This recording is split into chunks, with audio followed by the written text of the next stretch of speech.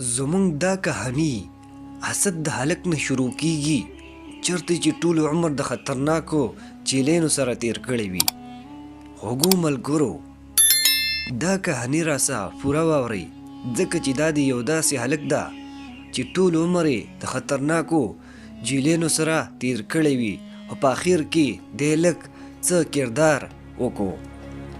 سوات یوه ښکلې علاقه ده خو په دې سیمه کې خلک د خپل کلي سره ډېره زیاته مینه لري، خو په هره سیمه کې د خلکو ژوند هم د مشکلاتو ډک وي.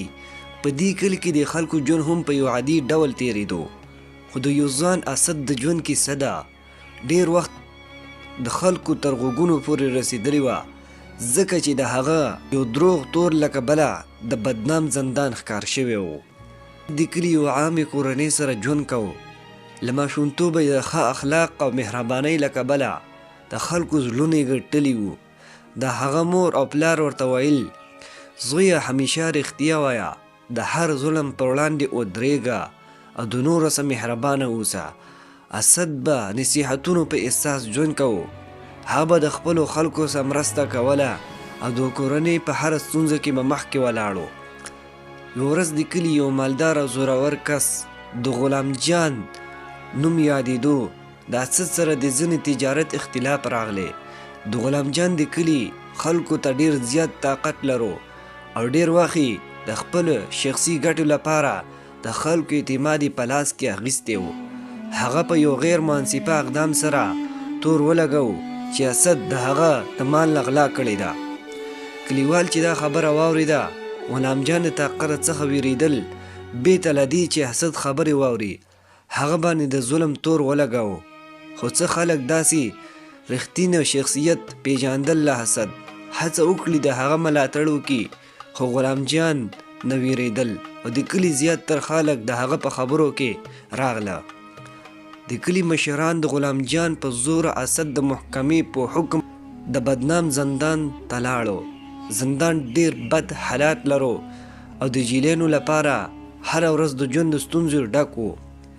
اسد چې د کلي په خلکو اعتماد لرو اوس د بېګناهۍ سره په یو داسې ځای کې مخ شو چې هلته ژوند کولو شریعت ډېر سخت و. هغه پوهېدو چې غیر خپل نوم پاکولو لپاره به ډېر صبر او زغم لرو. اسد لپاره د ژوند تر ټولو سخت و، خو هغه به هره ورځ د زندان د نورو جیلینو سره مخ کېدو چې ځینې ډېر زورور خطرناک وو. اسد د مشکلاتو په وخت آرام پاتې کېدو، د هر ظلم به صبر کوو. د ورځې وختونه ډېر اوږدو، خو د زندان سپاهي اسد د هغه ذهني دباو لاندې راوستل. خو اسد به تل خپلې کورنۍ او د کلي خلکو په اړه فکر کوو او دا د ژوند کولو طاقت لرو. په دې سختو شرایطو کې اسد د نورو زندانیانو سره دوستي وکړه. د هغې تر ټولو ژوند د ظلم بېعدالتي کیسې واورولې. له دې ډلې رحیم تر ټولو نږدې دوست شو چې رحیم د خپل ژوند ډېر سخت حالتونه لیدلي وو او د اسد سره په هره ستونزه کې مرسته کوله. دیو ترمنځ یو قوي اړیکه رامنځته شوه. دواړو به ورځې وختونه یو بل ته ژوند کیسې اورولې. راتلونکي لپاره به یې پلانونو اراده نه بېلله. هغه د کلي خلکو ته خپل نوم بېګناه ثابتولو لپاره لیکونه ولیکل. ځوانانو ملاتړ وکړي او ترلاسه یې کړي. د کلي علاقو سره خبرې کولې. هغه مبارزه ډېر زر د کلي خلکو ته رسېدلې وه. هغه پوه شول چې اسد بېګناه دی. اسد پوهېدو چې ظلم پر وړاندې صبر او زغم لارې د حقیقت بیان ممکن دی. هغه د زندان د نورو خلکو د ژوند حالاتو په اړه هم ریپورټونه ولیکل، خو څو نورو بېګناه خلکو سره یې مرسته وکړه چې د خلکو په منځ کې ډېر زیات احترام لرو. اسد د دې کهانۍ د رښتیني او حقیقت د غلام جان دروغ ښکاره شول او اسد د زندان څخه خوشې شو. کلیوال چې مخکې د غلام جان خبرو ته غوږ نیولی اوس د اسد ملاتړ راغلی دی.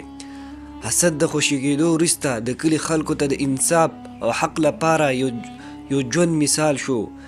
عدالت پر وړاندې ودرېدو او خبرې وکړي او کلي سکیورټي لپاره هلې ځلې زیاتې کړې. دا کیسه موږ ته سبق راکوي چې که سړی په سچایۍ او همت پر الله ټینګ ایمان سره ولاړ وي نو دا وخت په تېرېدو سره نه یوازې ظلم ماتې خوري بلکې رښتیا هم د لمر په شان روښانه کیږي او بېګناهي سړی د کلي لپاره د عبرت بدلون نښه ګرځي.